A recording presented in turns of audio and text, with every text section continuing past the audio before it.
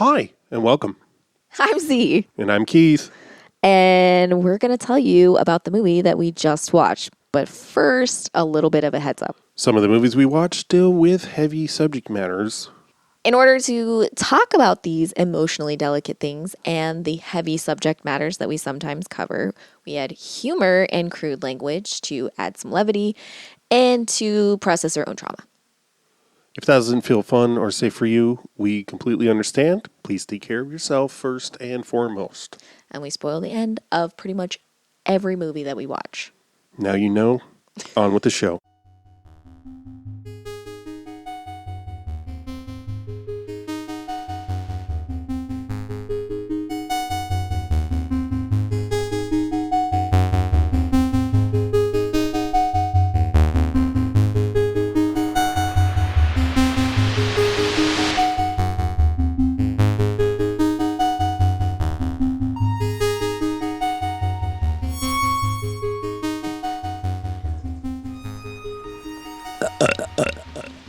Let me just say at the top, Lily Gladstone did not deserve the Oscar.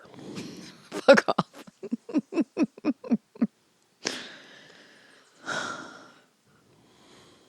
So, what did you think? I just told you what I thought. Oh, okay. One question. How dare you? Okay. And also, what the fuck? Yeah. Yeah. I mean, obviously, I didn't remember how hard they went on the Little Red Riding Hood theme, you know, how his last name is like Wolverton or whatever. Yep. And how they have the whole... And there's like wolf statues all over his house. And fucking, she's carrying a red basket. Going to grandmother's house.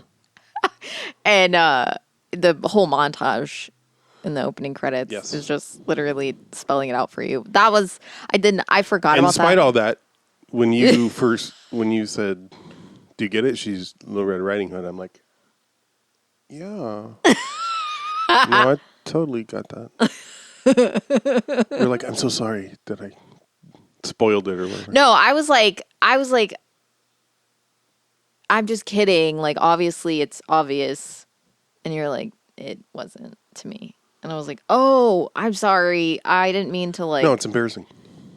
Be like, oh, duh. No, that's what I'm saying. Like, I didn't mean to be like, oh, duh. You have to be an idiot not to say this. Well, but I think that would have been fair if you had. But I also realized that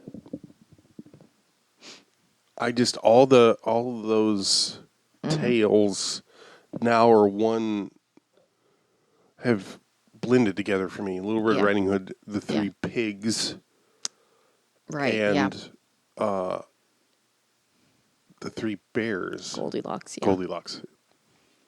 All kind of. Right. So I'm like, which one's Red Riding Hood? At first I was like, wait, does she go to? I was like, she goes to their house and she eats their shit, and I'm like, wait, that's not the story. Right. She eats their shit. She chooses the Three Bears over a man. Yeah.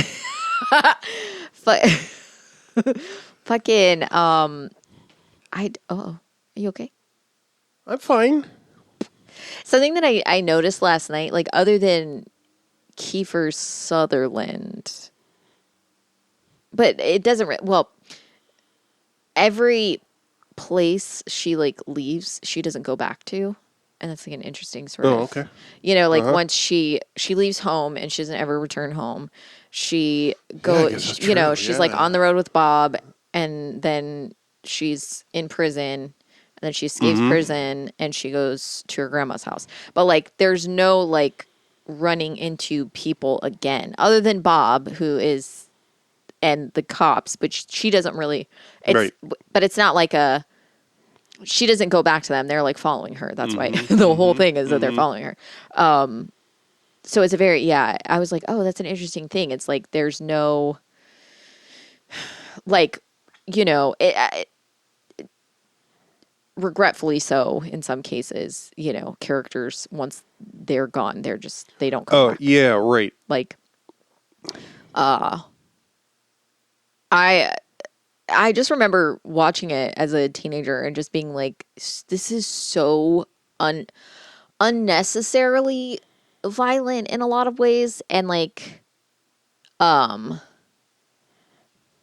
obscene in a lot of ways, but like I don't even think there's any nudity in it.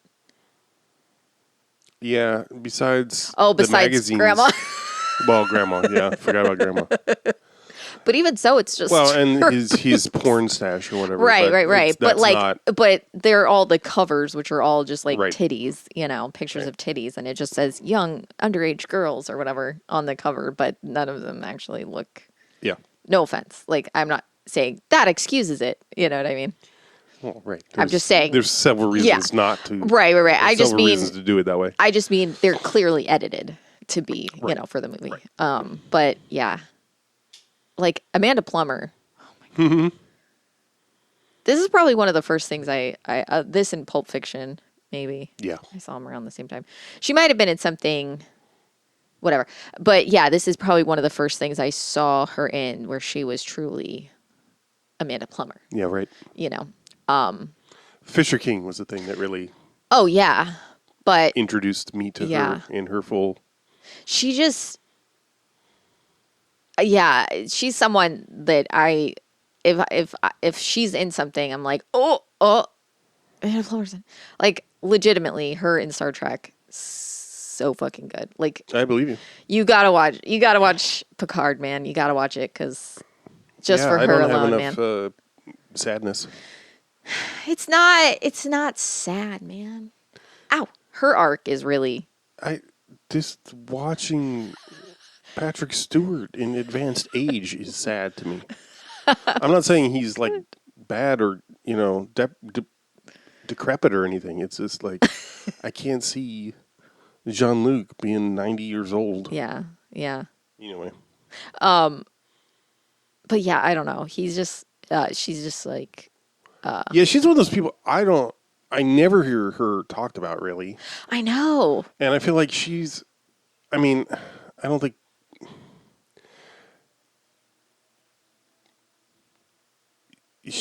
my impression, given the lack of, she is somewhat a Nepo baby, I guess. Oh, for sure, yeah. But the lack of, I don't know. I guess she just never did like talk, did any press or talk shows or anything like that. Is one of the reasons she flies under the radar. Yeah. But she's at least as good as Crispin Glover. You know what I mean? Like, oh yeah. As far as her behavior and her style of acting, like Crispin Glover, though, a lot of the mystique around him is how he showed up on talk shows and shit. Well, yeah. And his films. I can kick. Yeah. The films he makes. Yeah, right. And his album of clown music or whatever, like. I saw this like, I think I like, it's like one of the, like IMDb loves to have like quotes by people. Yeah. And one of the quotes was like, I can't remember specifically what it is. I'm not going to look it up because I'm lazy, but it said something. I just know that she said something about like the reason why she chooses the characters or the reason why she always plays like interesting or weird characters is she was like, look at the face I have. I'm not going to get other things. And I'm like, oh, Amanda. I know. It makes me so sad because I'm like, who told you this? Who told you were an uggo? Like, or whatever. Like, who's... all of society, well, probably. That's true. But I'm like, she's No, so... I agree. I do think Amanda Plummer's super hot. She has striking features. Oh, yeah. But I think she's super fucking hot. But also, like... But we're also weirdos. Well, that's true. But she delivers... Like, I think she weirded me out when I was young. I thought she was, like, really kind of scary. Right. Because I was like, she just does the weirdest shit. And as an adult, I'm like, she just does the weirdest shit. Yeah, exactly. I'm like, oh, yeah. Like, I think it's one of those things where, like, like, she's in Hannibal. She's in, so many of my favorite people are in Hannibal.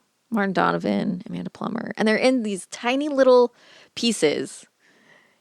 Martin Donovan plays Crawford's therapist in one episode. And Wow. Yeah, and Amanda Plummer plays like a holistic beekeeper or whatever who kills people that's and right. and makes like beehives out of their heads or whatever. And she's so the way she does it's like she's barely in the episode and she's like, I just they're like, you did You this didn't and she's feel any like pain. she's like, yes, of course. She's like, yeah, that's what I did. She's like, I wanted him to feel, no more pain and he doesn't. So I feel like the secret, fifth character, third character, or whatever Yeah. of Hannibal is psychiatry. You know what I mean? Like oh yeah, or for therapy, sure. the Yeah, therapy yeah. industry. Yeah, for sure. Cause oh my God. I think one of the scenes that's like so wild and is just it happens so quick, so it's easy to miss is when Gillian Anderson is pulling her hand out of, I think it's Zachary Quinto's throat. She's just like, it's just like a very quick, Don't even remember. and that's all you see of like her defending herself from him like attacking her is just her pulling her hand out of his throat. Oh, yeah. And you're like, oh, right. that show is so fucking good. I gotta rewatch it. We gotta rewatch it. Yeah, man. Anyway, yeah. Amanda Plummer's great. She's ridiculous. She and Michael T. Weiss, they're bouncing off each other so well. Yeah. I think because I knew him, I think when I saw it, I had seen The Pretender, which is the show he was on, which I was obsessed with as a kid. Okay. And Is that the Robert Davi one? no, that's The Profiler. The Pretender came on before The Profiler. Okay. Or Profiler. It was like on Saturday. That was my Saturday night. Was Pretender at back 9. to back. Pretender at 9. Profiler at 10. Oh, okay. Wow. Yes, that was my Damn. Saturday night. And I would be very upset and I would make my parents tape it if I was like spending the night at a friend's house. Because I was like, I'm not going to miss my show. Anyway, so it was weird. Like seeing him, I was like, oh, I don't like seeing him as like, the creepy pedophilic, husband. But as an adult and like seeing him now, I'm like, oh, you got range, boy. You got range. Roy, you got range. Yeah. Yeah. Yeah. And then, and what I love is when I like certain cuts, certain things that are like very clearly choices and very funny is like when Vanessa, right? That's her name? Vanessa? Mm-hmm. Okay. And she's like hugging her mom because her mom's like getting arrested. Mm-hmm. And she's hugging her mom. And she's like, I love you, and she's like, I love you so much and all this stuff. And then it cuts to her getting hog tied. Yeah, right. And and she's just like screaming and you're like, what happened? What happened? Yeah, right. I love that's such a beautiful thing because they're showing you like they're not telling you. They're really just they're painting a picture for you without it's so fucking funny to me. There's so much about this movie that's so stupidly funny and like just so like it's very, very graphic and it's very like I don't want to say pushes the envelope because that's such a stupid fucking, but it really like makes you really uncomfortable to watch it. Like you're watching it, you're like, it feels oh my very God. 90s in the those choices. Yes. And that's not put down. No, that's just I kept thinking of Tarantino and how much more enjoyable this is for me than I mean, you turn me around on Death Proof. Yeah, Death Proof is really good. But for if you have to see a female character go through abuse before we're allowed to see her get some kind of vengeance, my money's on this movie. I'll take this movie over pretty much any other version of that. Yeah. That I can think of. Yeah. There's probably exceptions to that, but yeah. And like, did you? Because you don't see most of the abuse. Yes, correct. I mean, well, when she's in the car with Bob, right? But like a lot of things don't happen. Right. Like he makes her relive a lot of stuff. Right. But then whenever he tells her to do something, Right. she fights back. Right. And so she doesn't. So but you he does don't. beat the shit out of her. He does, but she gets her licking. I like that. After all that, she just has like a bruise on her cheek. Yeah.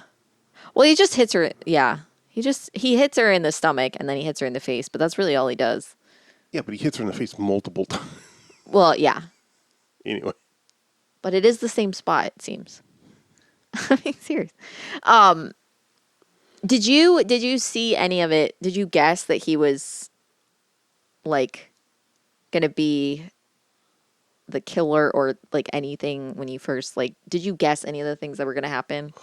Oh, well, not really. I mean, they sort of set it up that he's the killer. Yeah. I couldn't. I wouldn't say that that's necessarily like. I feel like that wasn't a double misdirection or anything. Like, Yeah. You know, No. like we hear her assume that he's the Well, yeah. I-5 killer or whatever, and that's not really challenged. No. What I'm saying is like when he picks her up first. Like when he picks her up, like did you guess how that was gonna go at all? Like did you see anything coming in the sense of like Yes and no. I mean, like I wasn't.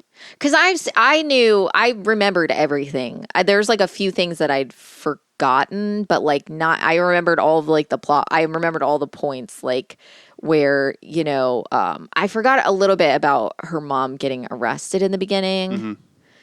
But I remembered her getting picked up by Bob, him being, him doing what he was doing, like getting her to say a lot of stuff and then turning on her, and then getting arrested. And I even remembered the Tara Sopkoff stands up and she's got like leg braces. Oh yeah.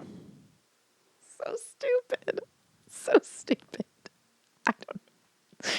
I don't know why. I don't know why it's so funny. Like I think because she's talking about like how they were soliciting. Yeah. In like 6th grade. And she stands up and she's just got all this leg brace on, and it's like I thought it was supposed to be a prosthetic.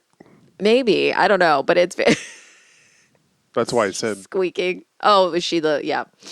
And it's so stupid. It's so stupid. Like I don't know why it's so funny. It's just yeah, you found a lot of things a lot funnier than I did. It's fine. I don't know why. I just felt like I felt, am I missing something? I don't know. I think it's because it was very funny. I don't know. It was like very funny to me the first time I saw it. Yeah. I did not remember when she shows him the picture of her dad. I don't know why. I was like, this is very funny. That is funny. It was so fucking funny because I mean, this is very clearly just like a newspaper cutout. And also it's like the picture is, I didn't know this until I saw the Looks like a yearbook photo from the 50s. It's a picture of a serial killer, like a real serial killer.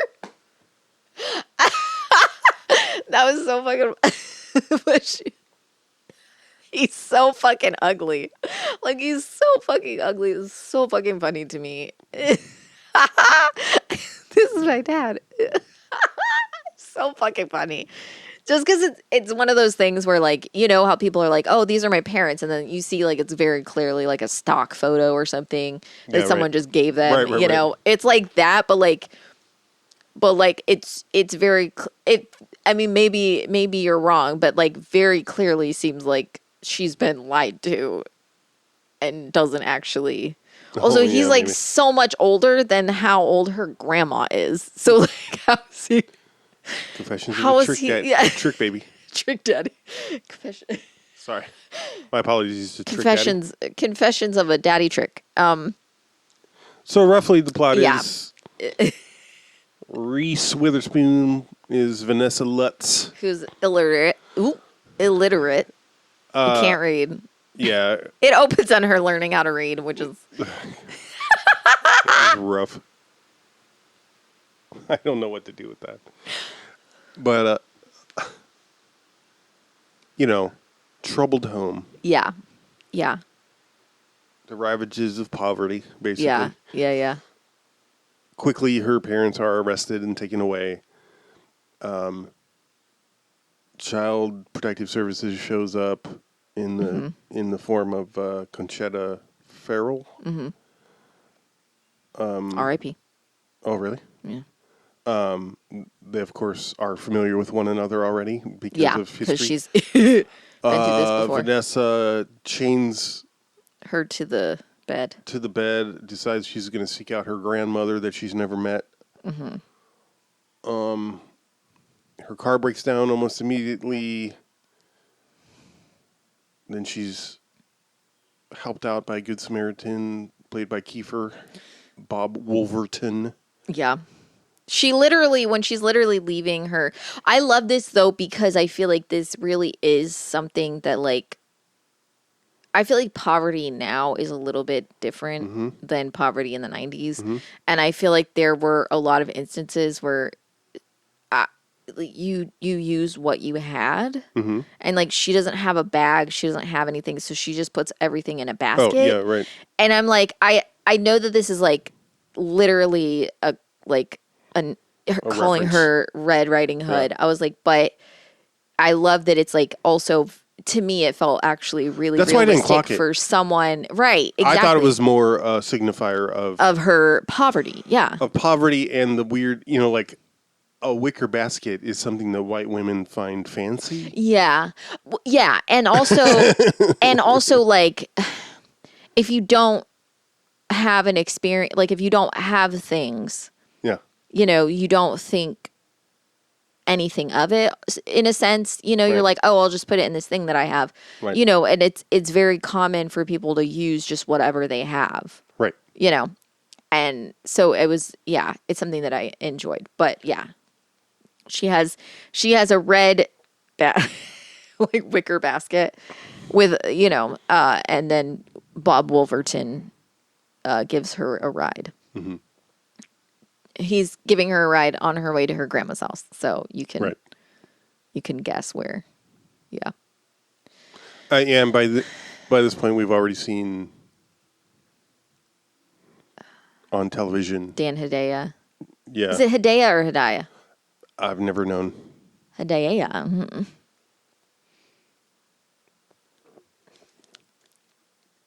Mm-hmm. Who I love. Oh yeah, man. He's one of the.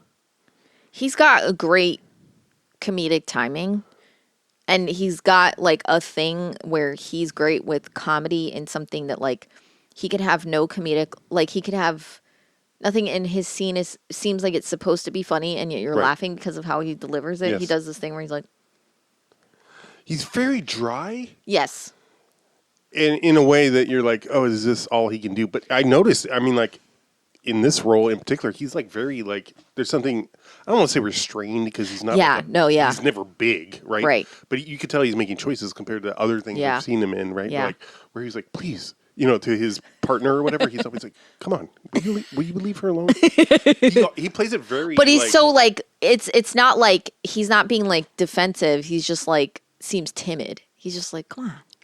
Yeah, it's like we need to be quiet. Like let's chill out here. Yeah. Which doesn't seem like him in roles that he usually plays. Yeah, I really enjoy him in Alien.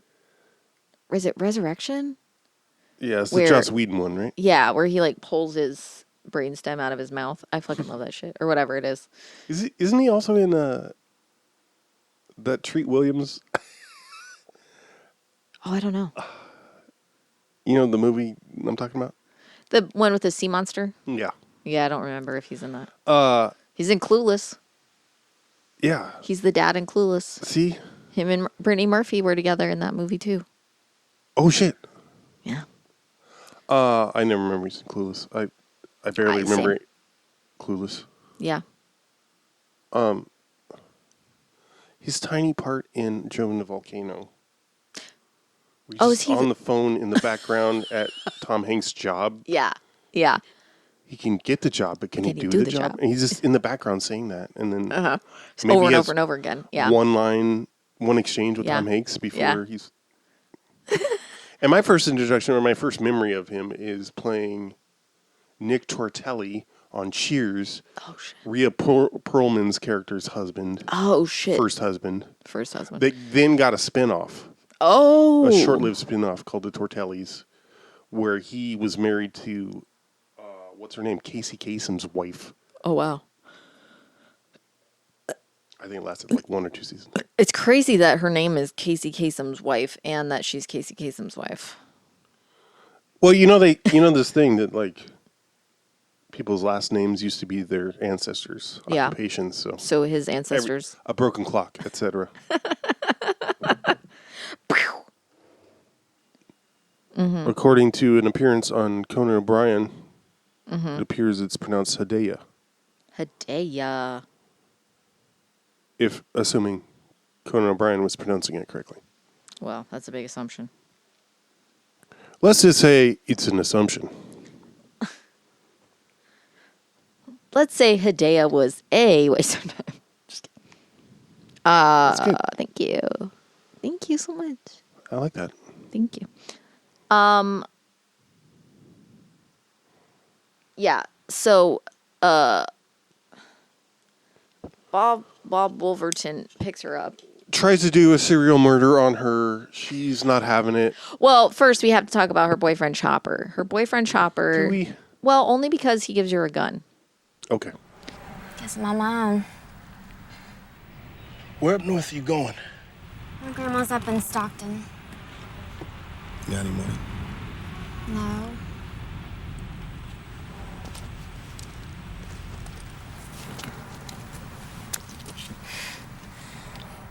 Sell that when you get where you're going. It's from Spain.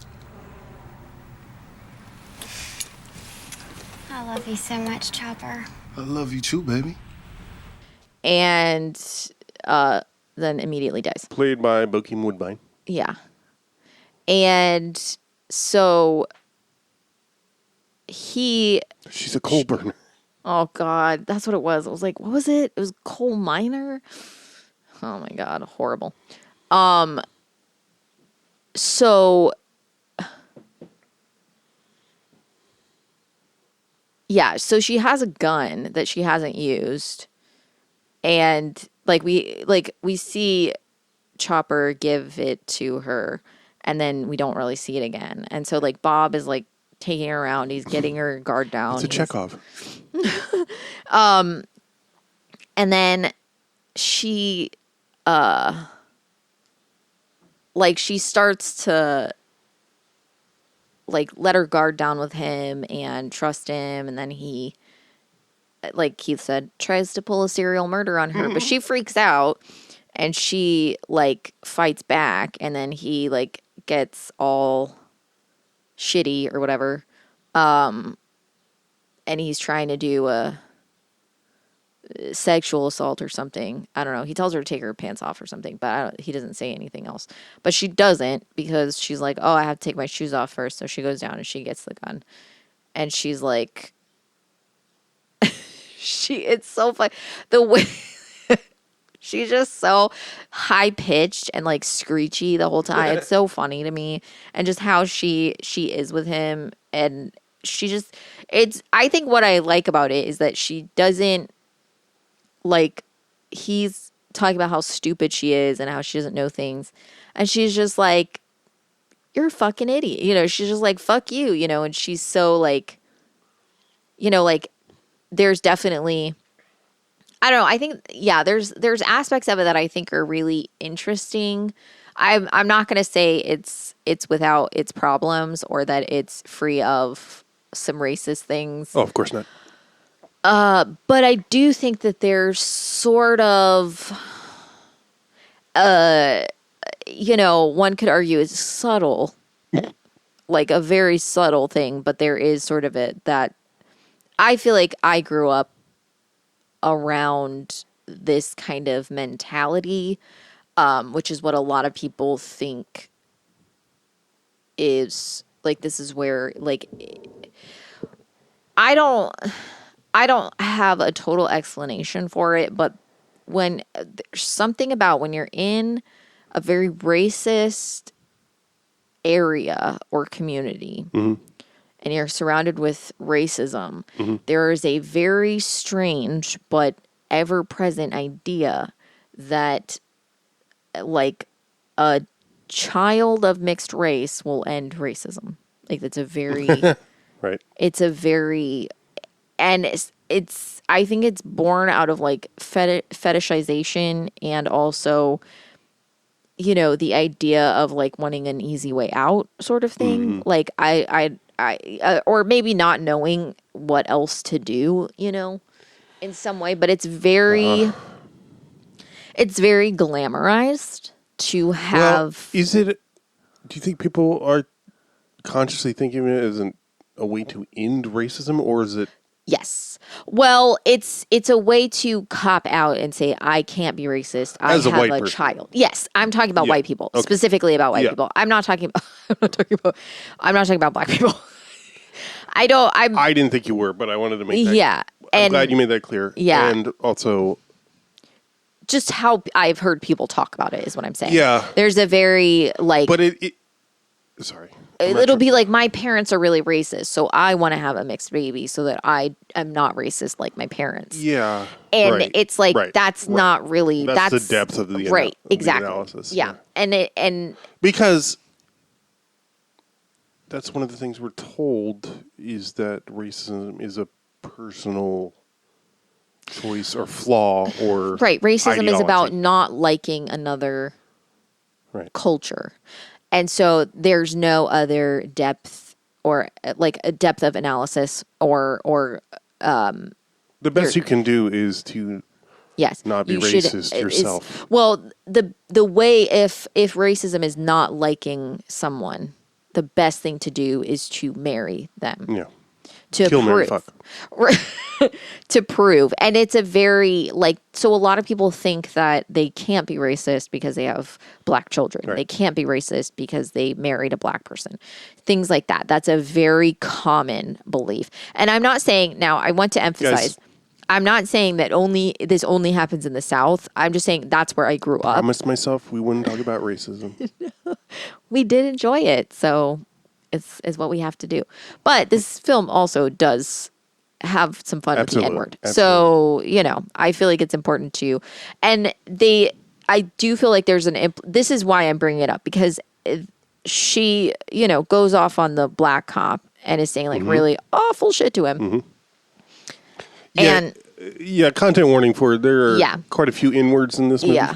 And well, just, yeah. I mean, it's not a Tarantino movie, yeah, right. but there's a handful. Yeah. And they're never said by black people. Correct. So that's something to think about. And there are black people in this movie. So Correct. just to be clear, it's always weaponized. Correct. But when he's seeing that her boyfriend, what? I keep thinking I'm smelling natural gas. Oh, okay. I just keep thinking I smell like poop. Yeah. That's the thing. I can't tell. Is it just me? Is it abortions? Aborted poops. Flush down the toilet. Anyway, I hope Tiger didn't leave us a surprise that we have yet to discover. fuck off. It's one of my fears. Yeah, I So- feel you. When you went under the couch there. Oh, yeah. I thought you said when you went under the couch. I'm like, I haven't gone under the couch. Do you smell it though? I'm saying I smell poop. Okay. So I don't know what you need from me. Shit out of a butt? Anyway, the black cop later is like, oh, her boyfriend was black. Maybe I took her as just being a racist white person, and sort of like it makes him take. It seems like that. For some reason that Yeah, and I'm like, changes his mind. But what do you know?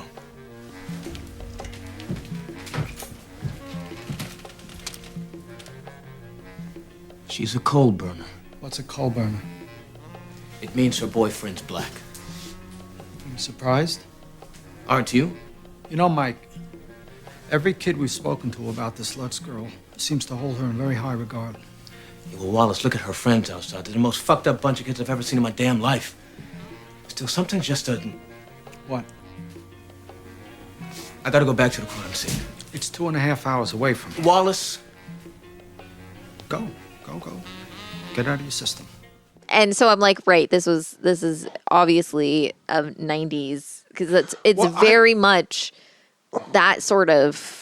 I was raised around that idea, and I don't mean this is what my parents told me. It's just like a lot of people that I knew were like, I want to have a mixed baby because I want, I want to be the future of the world. I want to be part of the future of like making peace and ending things. Like that was a big sentiment. Really? Yeah. Like growing up, like there was, and I like was like, oh yeah, that makes sense. I'm mixed. So, I mean, I shouldn't say mixed. I feel like when people say mixed, they specifically mean like black, but Right. I'm biracial or whatever. So I was like, oh, okay, I guess that's cool. And then, you grow up and you're like, oh, that's just a form of fetishization. And also, I hate to tell you this, but if you are a white person who has grown up around racism and you have a black child, and even if they're light skinned, you're gonna take your racism out on that kid. Unless you do some heavy work, courtesy of a lot of black children of white parents. Like there's just you don't. It's not a cure all. It doesn't fix it. It doesn't. What's going on, Keith? Are you listening to anything I'm saying? I'm listening. Yeah. Sorry, you're just staring out the window, and I was no. I got worried because you weren't arguing with me in any way, so I was worried that you were listening. I wasn't arguing nor interrupting you. I'm listening. Exactly. Like if you don't do any work to undo something, like, and this is not one of those things where I'm like shitting on people who have kids. I'll do that later, but Please. what I'm saying is like having a kid is an easy thing. And what I mean by that is not like, I don't mean that that's like, anyone can do it. I don't mean it like that, but like It's easier than combating systemic racism. right. It's exactly as an individual. Correct. Like having a kid way. is an expectation of a lot of people. Like just getting someone pregnant, becoming pregnant. That's a very stereotypical existence for a lot of people. And that's and I mean what I mean by stereotypical and people is it is something that a lot of people experience regardless of race, or like a lot of people become pregnant, a lot of people have kids.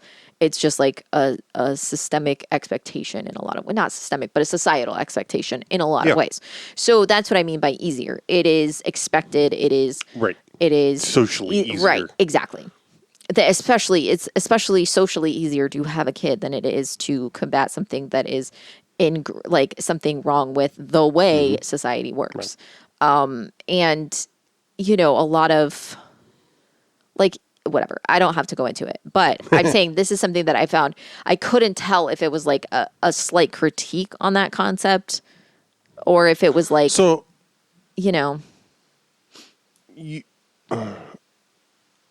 will you talk more about how you read that scene, or what that character took from finding out that Vanessa's fiance was black? he kept like he was saying like all her Because this happens after she escapes the second time. Nope, after she escapes the first time. Yeah, but more I wanted to talk about that's after she has berated him and been Correct. completely racist to him. Yes. It is funny though that he's like when he's like, yeah. What it seems to me, so a couple things. I think in the first scene, his intention was to upset her so that she became like accusatory against him. I think he wanted to prove that she just lashed out at anybody who I see. challenged her. And then she lashed out at him, but she like literally did a violence towards him. And, she like hit him and hit him with a chair and all this shit. Oh, the way that was shot, where she slaps him with both hands. I know, it's so ridiculous. It's so fucking ridiculous. And so, I think we're supposed to assume that he just doesn't trust her from that point. But then the scene where they're interviewing Tara Subkoff and she leaves, Right. and he says like all these people that she's friends with hold her in such a high regard, and he's like, they're the most fucked up people I've ever met in my life.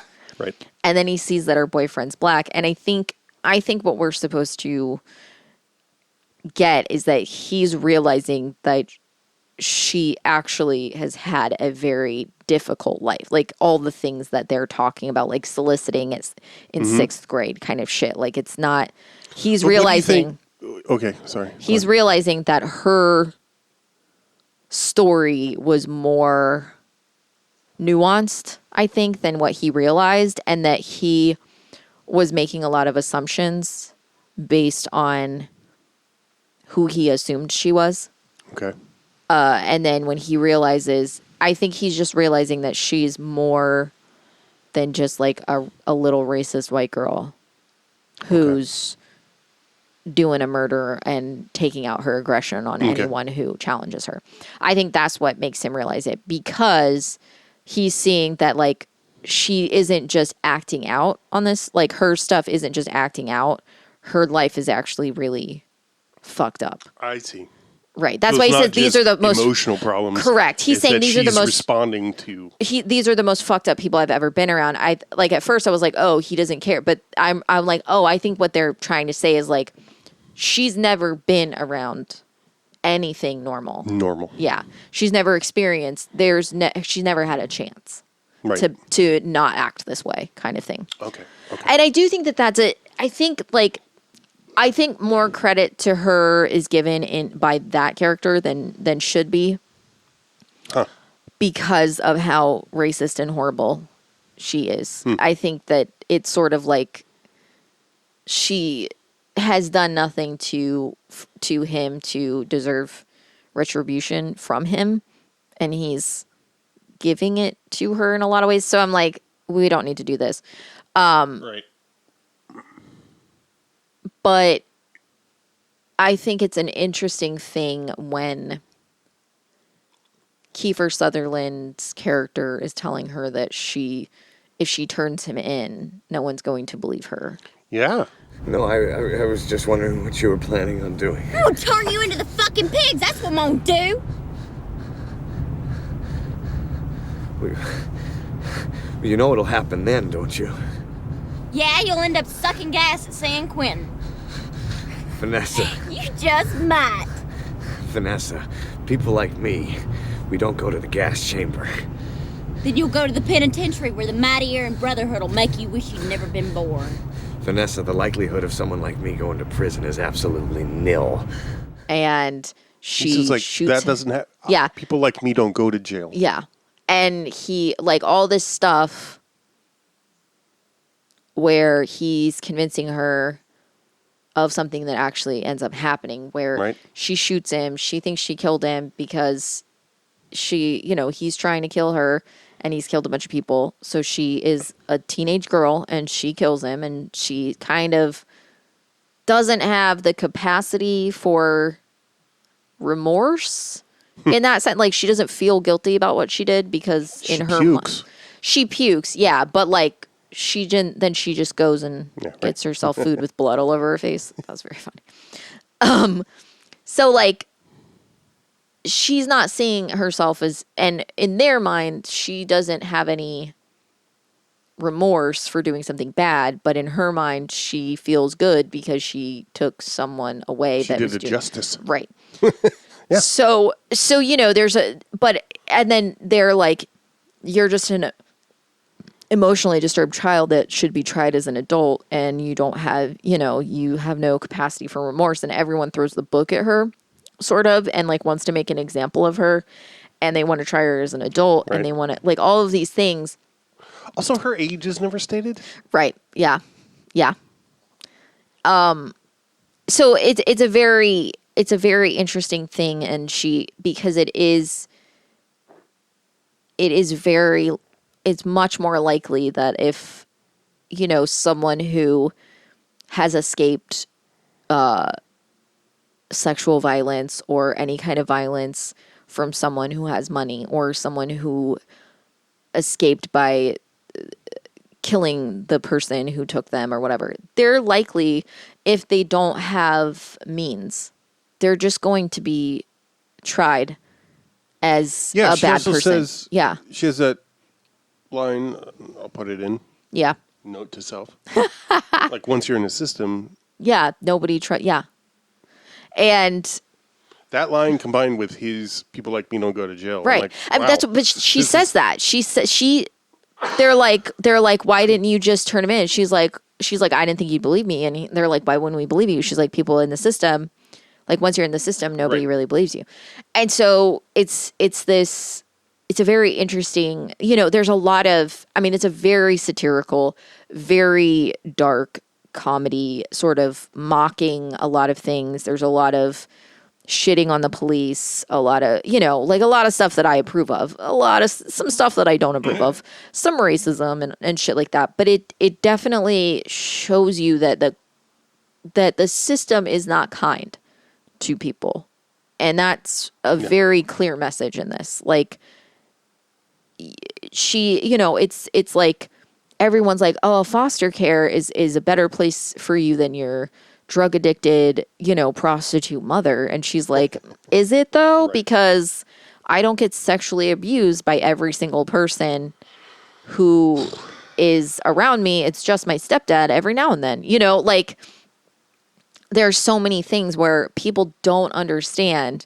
Like it's a very like outside perspective of like, if someone has not been in the system, if they have not experienced what this is like, they don't have the capacity to understand why it may not be helpful for someone. Right. And, and there's stuff, I mean, I could talk about like, this is kind of an issue within the Native community, the Indian Child Welfare Act, ICWA. It's meant to, so the point of it is that like, if a child needs to go to a home that that it's not their parents, it has to be like an indigenous, a native family. Yeah, it has to be someone within their own community. And they have tried to overturn it, and because they think it's better to be, it's the same thing of like the reason why it happened was because kids were being removed from their families and having their entire history, and they're, not allowed to speak their language, not allowed to learn their customs. And so the Indian Child Welfare Act was put into maybe the 70s, I'm not sure. And it's still to this day, like in danger of being overturned. Like it just last year almost got overturned because some white people wanted a kid and they were like, they have family that they should go to, and the white people were fighting for the kid, despite the fact that the kid did not belong to them in any capacity. They just wanted to have the kid. Right. It wasn't like the kid grew up with them. The kid, I don't remember if the parents died or if something happened to the parents or whatever, or like what it was that they just were like, no, we want this baby. And they were like, but it has a family to go to. It has, and they were like, but we could give it a better, Right. And so, things like that, where there is always the need and the desire to take a child away from its home as a way to make it safer. And there is never a guarantee that is safer. Now, it's one thing if a kid is being like beaten up and, you're like, okay, we have to, I'm not talking about it's never safe to take a child out of its home. That's not what I'm saying. Right. What I'm saying is a lot of times that can be used as a way. Complicated. Right. That can be used as a way to further some abuse or to allow others to abuse the kid instead. Well, it's definitely clearly,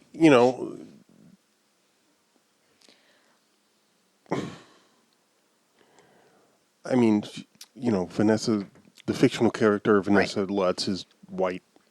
So we're not really talking about that in the movie. But, like, that's the thing. It's one of these things where it's like it's a system of it's Right. part of colonialism. And yes. Do you remember the famous photo of a young black child crying and hugging a cop that people love to Yes. share around social media? That child was murdered by his foster parents. Oh yeah. Along with the rest of his siblings. Oh. After months of abuse and like starvation, accusations of starvation. Basically, the white parents. That's another thing that's referenced in this movie is that Yeah. the abuse of the foster system by Yes. adults Yes. who, and many episodes Right. of SVU. Yes. Right. Yeah. Yes. Just People one. basically farm this, Yes, where to they get- just have foster kids and So they can get checks, abuse yeah. the shit out of them just to get the checks. Right. And those people are often white because Yes. white folks are seen as better parents Yeah. Right. by the system. Right. Yeah. Yes. That's- But these kids, it was absolutely devastating. Like people at the time were like very uncomfortable with the photo because they're like, why is the kid crying? Yep. They're like, why?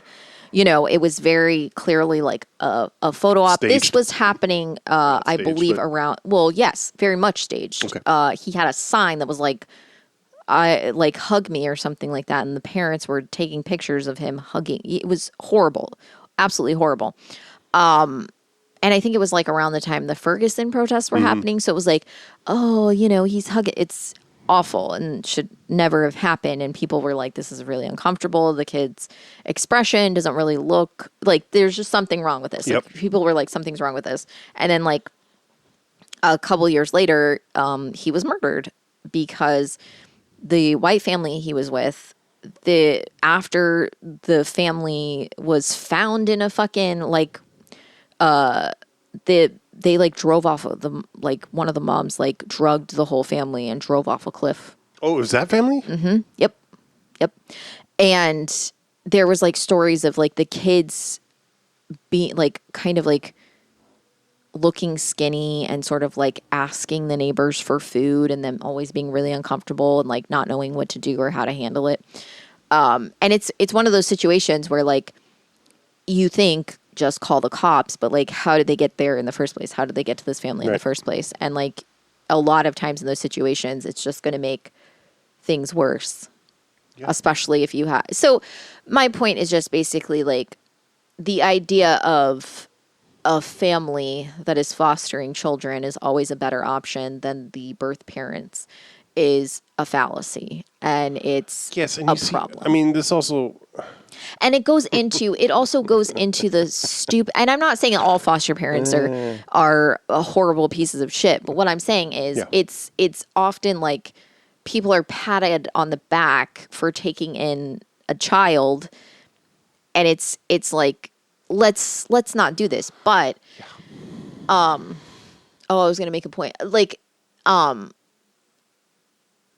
don't remember what the point I was gonna make was, but like it's just going back, just saying that this movie does a lot to say like this isn't like an automatically you're safe. Like just taking a kid from one adult and giving it to another adult is not a guarantee that that kid will be safer. Like that doesn't make any sense, and it's sort of like, the fucking bear in the woods thing, it's this argument where people are like, well, if their parents are abusive, they should also just be handed to a random family that they've never met before. And it's like, that's not necessarily going to help that kid not feel horribly traumatized and have a fear of abandonment, like all of these other things. Like there has to be a better way to handle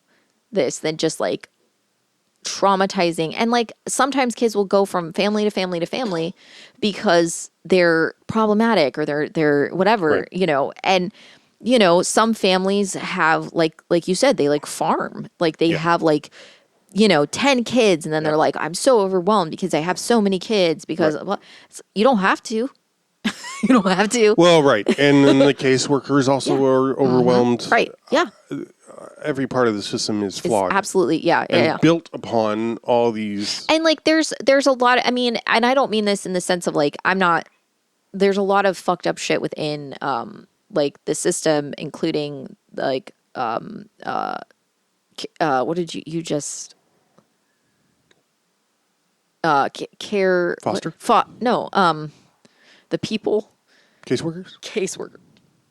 Thank you. Caseworkers will not always necessarily even have an option either. Like, right. the kid might not be thriving, but like they're not going to, okay, let's put him in a different, like they're not necessarily going to be able to do anything. And like, other than what is being done, and there's not going to be a lot of options. And like, if they have like an overload of cases, they're not really going to be able to like take care of everything at the same level. And it's like, it's fucked up. Like the whole system is fucked up. Granted, I don't know the whole, whatever. Right. I can talk about this for forever, but the movie is actually very humorous in how it depicts like Vanessa's, I don't know. Vanessa's like a very annoyingly likable character. Yeah.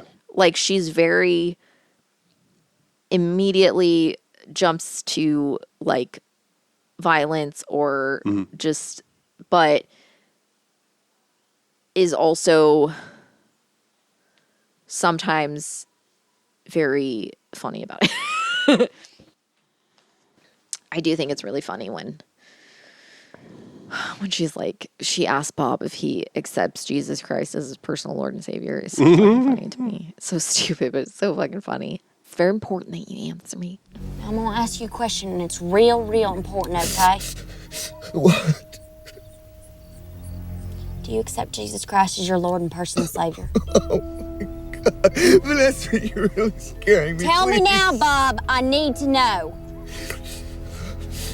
Do you believe that Jesus Christ is your Lord and personal Savior? Yes, I do. I swear. Good. That's really good. Oh, it's so good. And when she shoots him, and it's like, he's just like,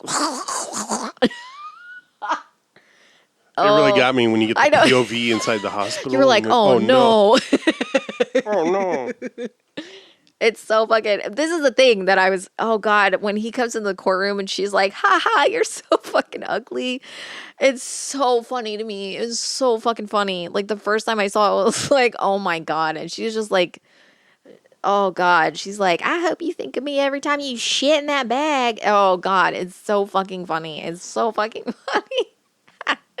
And it's it works better than it should in a lot of ways. But I think the reason why is because you know that you're not like, oh, maybe he's not the bad guy, maybe he's not, that he is, so you are rooting for her because that she actively acted in self-defense. She acted in a way like, and if it was like a different kind of movie, that would have been the end, that would have been the resolution, and she would have been fine.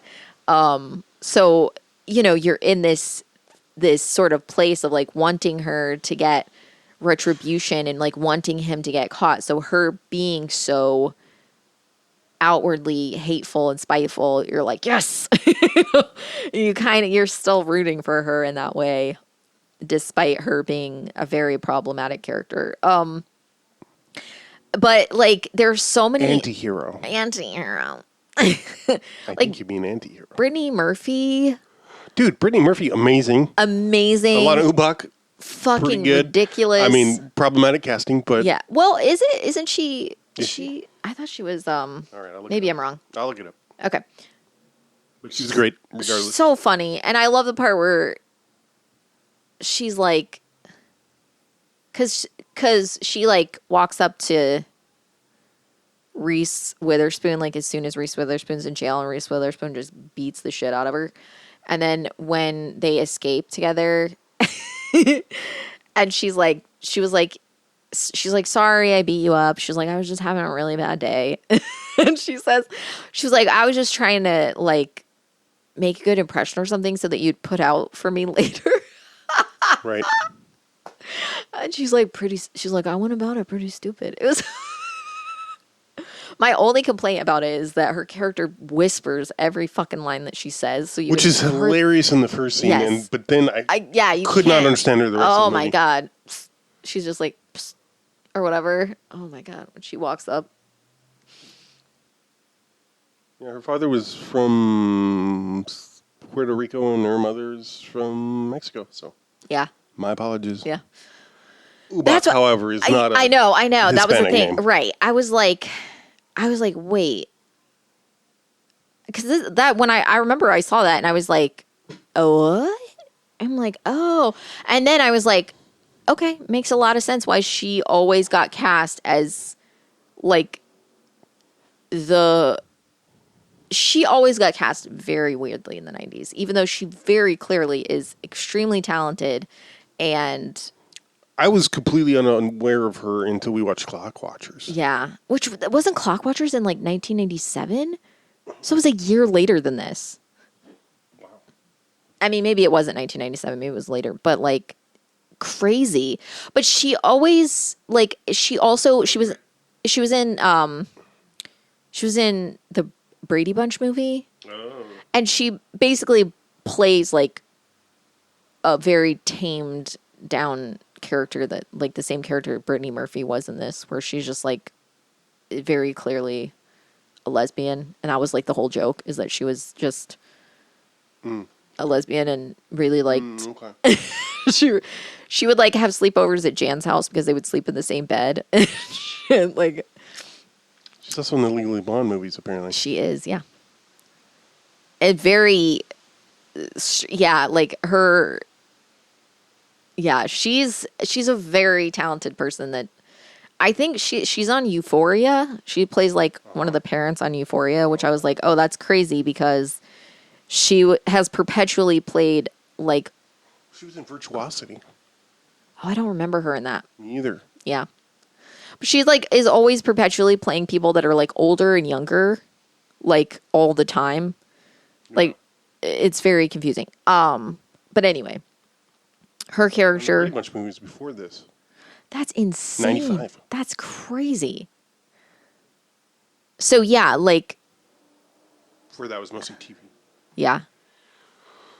So, yeah, her character. Like, there's so many people in this though. Like. No, yeah. Brooke Shields plays. Shields. Fucking Sidney Lasik shows up just to get shot. Oh my God. Literally, he's like, hello, poof, and then runs away. It's insane. It's fucking insane. Like, this movie's insane. Okay, and you pointed soundtrack by Danny Elfman. You said amazing soundtrack. You told me what, $1 and some yard work or something? Yeah, he did the soundtrack for the cost of $1 and yard work. Okay. Turns out Matthew Bright, writer, director, creator of this, also worked on Forbidden Zone. Okay. Written and directed by Richard Elfman. Oh. Soundtrack by Danny. But, like, we should watch it because Okay. it's come up several times. Okay. By you? By me what? You said it's come up several times. Well, I brought it up before, yeah. That's what I mean. But I can't remember why. Somebody else, Gotcha. some other movie we watched Gotcha. had someone connected to it. So I assume that's why he was able to get at Right. least Danny Elfman, Right. but probably a lot of other people. Yeah. That makes sense. And it turns out he wrote and directed the sequel too. So Oh, wow. Oh, my God. So now I really that's wanna watch it. wild. With Natasha Lyonne? That's Yep. oh my God. also David Allen Greer, apparently. Oh wow. I do love David Allen Greer. Yeah, it's just oh my God. It's so the grandma part is so disturbing and almost funny. Yeah, Like, that's what I'm saying. This movie, all the shit that like yeah. at the time I was seeing like True Romance, Yeah. Natural Born Killers, Yeah. all the shit that Tarantino was like edgy because Yeah. of this ultra violence, but Yeah. feminist maybe, or whatever. Yeah. Women can do violence too. This movie does way more effectively in my mind. Yeah. And it has a lot of like I don't know. Like there's just a lot to it. Again, I'm a little disappointed in the amount of racism that is in it that is kind of excused Right. for the sake of like, oh, she's just doing it to get a reaction, And I'm like, yeah, that doesn't excuse it, Well, and more to the point is that the black characters, the two of them that there barely aren't full characters, Right. and Yeah. they're not. I mean, Chopper's basically a two-dimensional stereotype Correct. in a lot of ways. Yes. I mean, Bokeem Woodbine's performance doesn't do that. I mean, he brings more to it than For is sure. obviously given For sure. on the page. But Wasn't he in that? Wasn't he in like By the Light of the Moon or whatever that fucking stupid movie is? Wasn't he in that? What is that movie? The one where they have the person that like goes back in time, but Oh, God. What was that called? The Shadow of the Moon or something. Shadow of the Moon. Yeah. Stupid. God, why Stupid. did we watch that? I don't know. I thought it sounded good. That was a lockdown watch, wasn't it? Yeah, that was an unfortunate choice. Sorry. Well, you didn't know. My bad. I think isn't Michael Shannon in it or somebody cool? And I was like, yeah, let's Michael watch T. Hall or whoever. Dexter, isn't he in it? Maybe? Isn't I don't he the remember. cop that chases him through time or whatever? No, I thought that was Michael. No, maybe. I don't remember. I don't remember. Maybe Michael Shannon turns up in Would unfortunately bad things, movies yeah. like the one with Armie Hammer and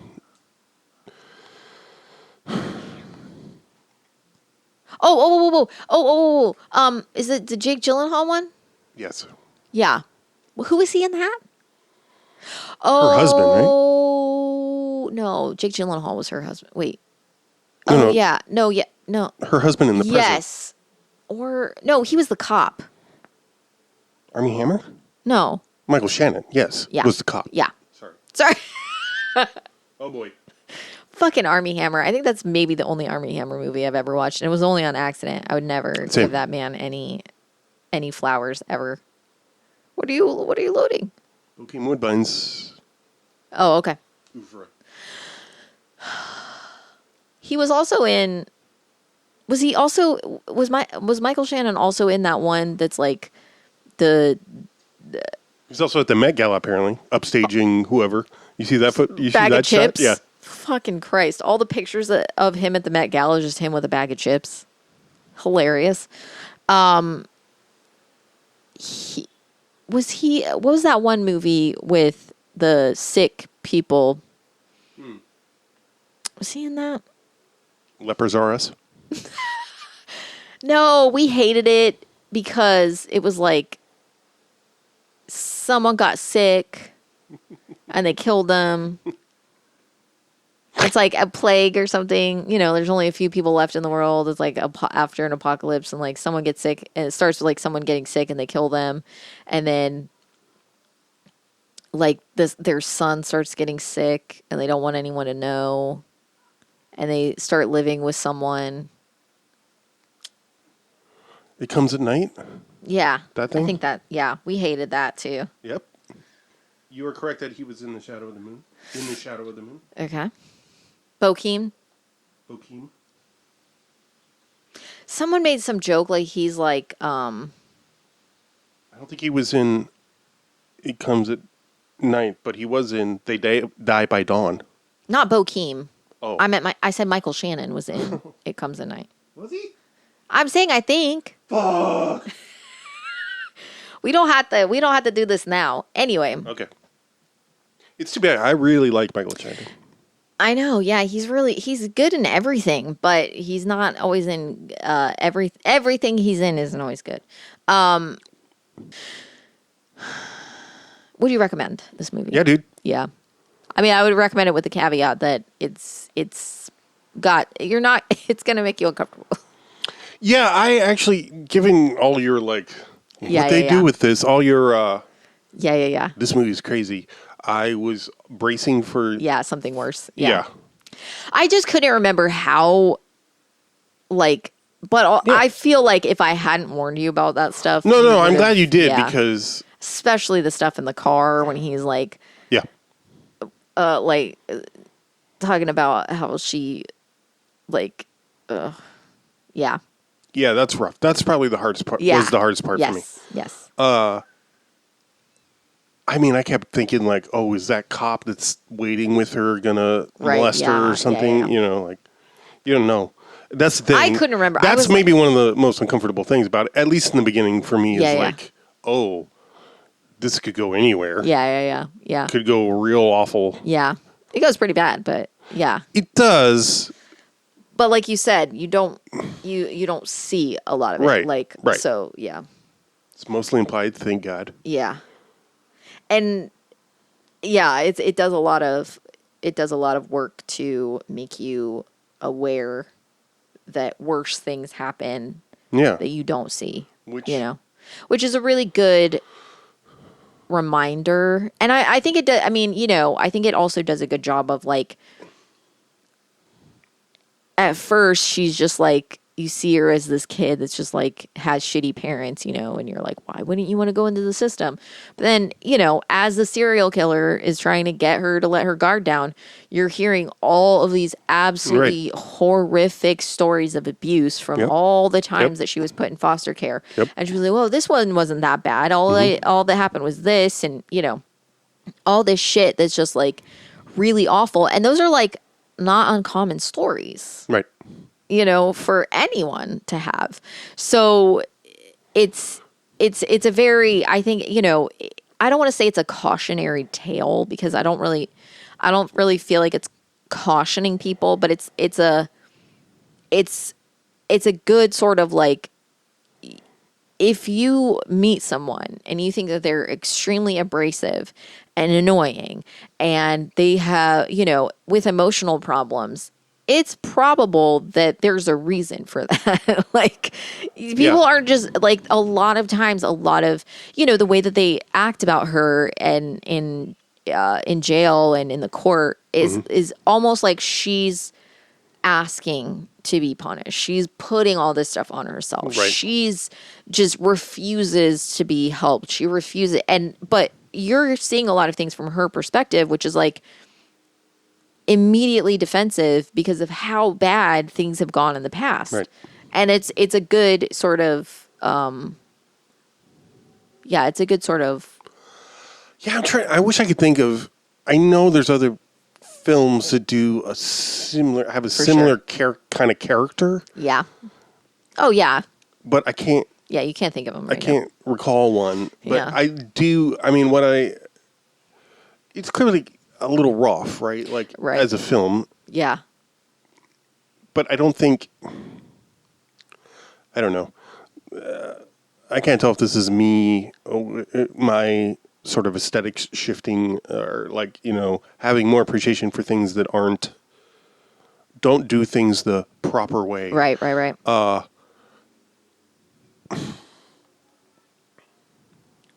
But I really, the way it does deals with class in particular. Yeah.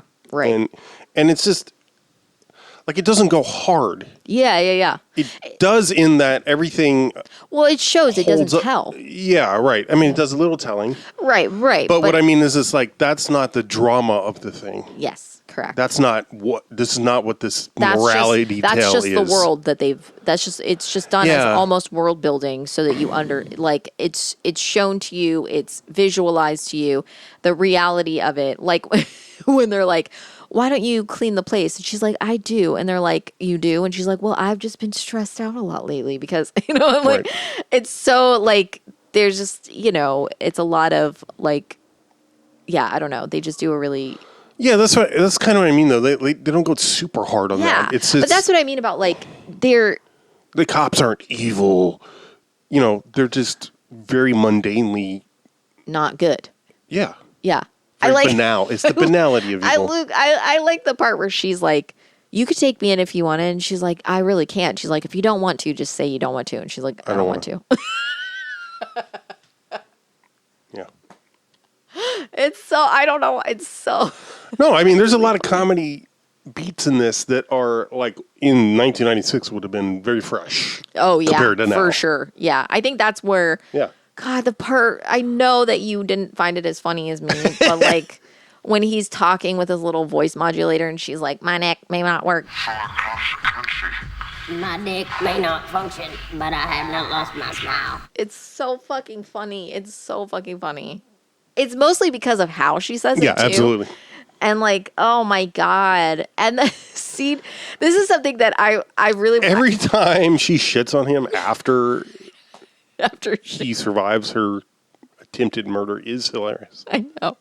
It's so good. And then, but something that was really subtle that I really liked is like when she's talking to Brittany Murphy, like right at the end when she's like, right before she's like taken out or something. I don't remember.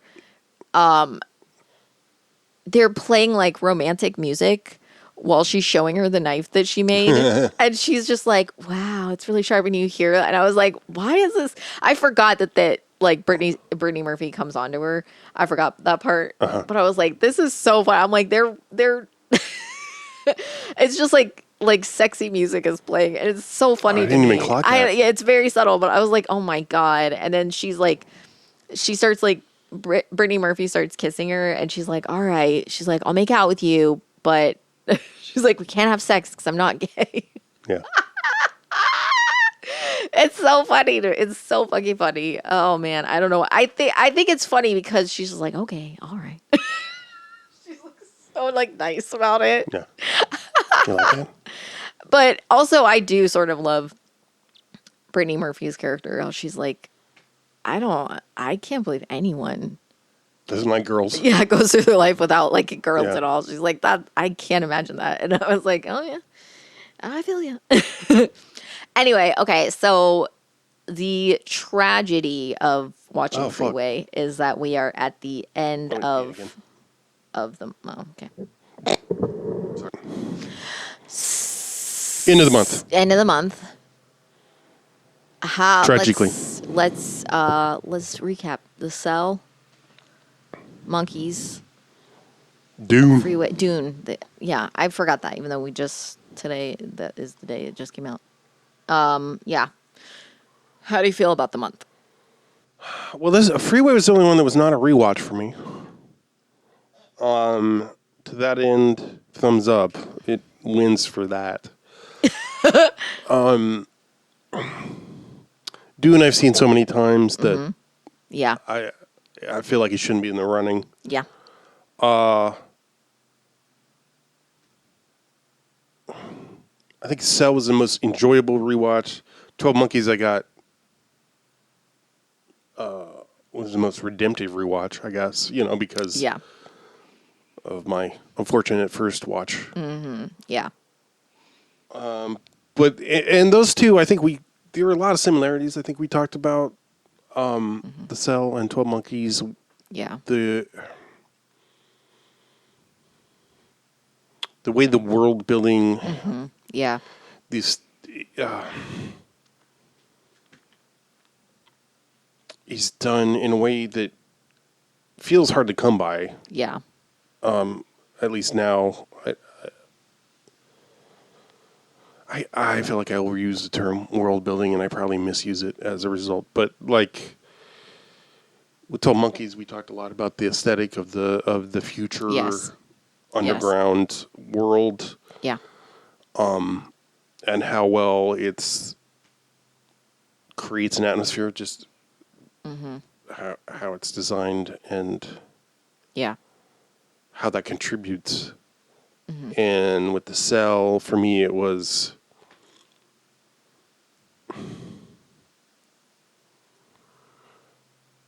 I may not have seen this way at the time, but the visuals are very stunning and striking and effective. But it does not detract from the storytelling. Yeah. Whereas you can see, I have seen movies where that feels so much more emphasized Yeah. than the story that it gets lost. Yeah. Right. Yeah. Like The Cell too. The visuals far outweigh the story. Unfortunately, it's probably true. It's neither of them are good both are so at bad. all. As bad as the visuals are, they're still better than the fucking writing. What about for you?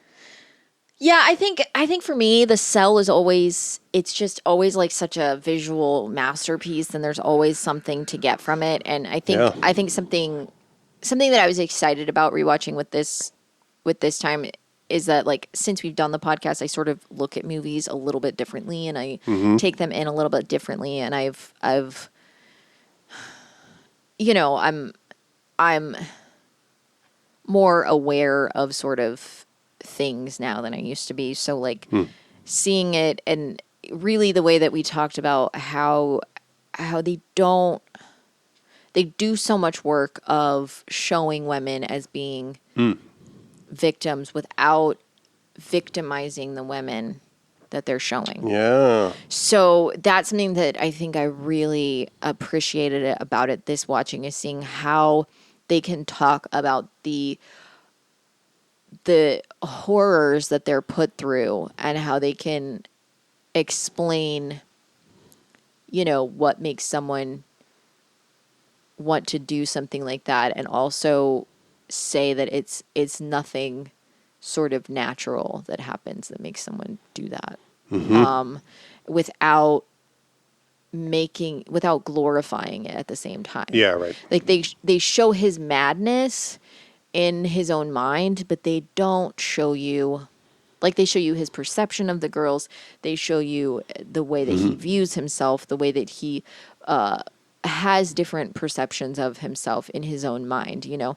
And then, but they're not showing you every aspect of how they're taken apart, of how they tell you that they're dehumanized. They show you that they're dehumanized, but they don't dehumanize them in the process. Yeah. And so there was something about this rewatch Yeah. that I was like, okay, this is why it's such a good movie. Like, this is why it has a lot to it.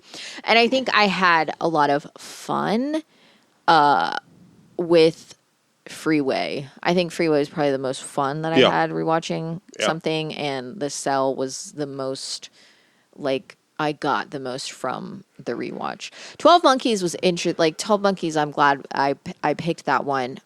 It's definitely something that I was like, oh, I saw it in a different way that I'd seen it before, and it was good. But I think the first, and I suspected this when we started, but it'd been so long since I'd seen The Cell, and it had been, well, not so long, but it had been like 4 years since I'd seen The Cell at least, and I hadn't seen the rest of them. Well, I hadn't seen Dune since we first got together, and the others I hadn't seen in at least 20 years. So I was like, I gotta rewatch these. You know, I'm gonna rewatch these in a completely new way. But Freeway was probably the funniest rewatch, and The Cell was what I think I enjoyed the most overall. It's definitely one of my favorite movies. But I want to say that in The Cell, like Vincent D'Onofrio and Pruitt Taylor Vince are two people I adore. Dune, Brad Dourif always wins. 12 Monkeys. Who's in 12 Monkeys? Is anyone in that I give a shit about? Oh, David Morse. He's always great. Oh yeah, barely used in that. Barely used, underused. And then in Freeway, Amanda Plummer, love her. So I had Dan Hedaya, right? But he's not one of my. I mean, like, I enjoy Dan Hedaya, but I'm not going to seek out a movie just because he's in it. But the rest of them, I won't. I watch Brad Dourif, amazing. I love Brad Dourif in Dune because he's like Yeah. Like, I don't know,